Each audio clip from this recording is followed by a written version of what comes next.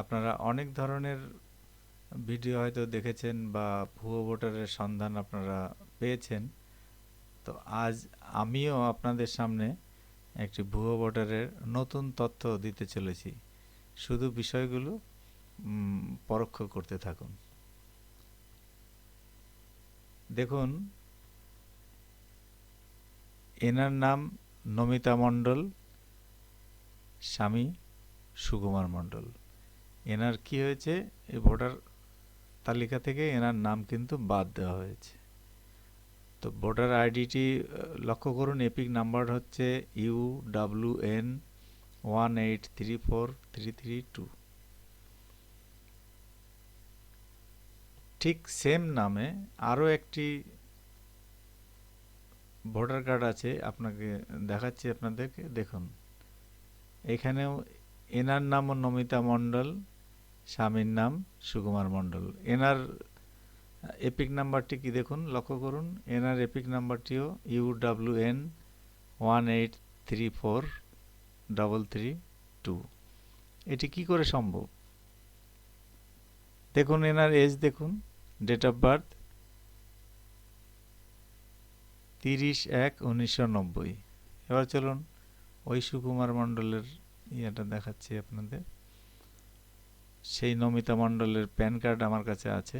দেখুন, এই নমিতা মণ্ডলের প্যান কার্ড। এনার ডেট অফ বার্থ দেখুন, 30/1/1990। এনার নাম কি? নমিতা মণ্ডল। এনার ফাদার্স নেম অমূল্য মাইতি। এই অমূল্য মাইতির মেয়ে যে আপনার নমিতা মণ্ডল, অর্থাৎ সুকুমার মণ্ডলের যে স্ত্রী, ইনি পানিহাটির বাসিন্দা। আর দ্বিতীয় যে আপনার এই নমিতা মণ্ডল, দেখুন ইনি ব্যারাকপুরের বাসিন্দা। আমি ইলেকশন কমিশনের কাছে এটা জানতে চাই, সেম একই এপিক নাম্বারে দুটো ভোটার কি করে হয়?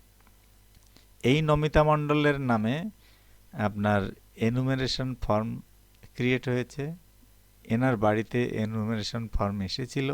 সেই এনুমেরেশন ফর্মটাও আপনাদেরকে দেখাচ্ছি। দেখুন,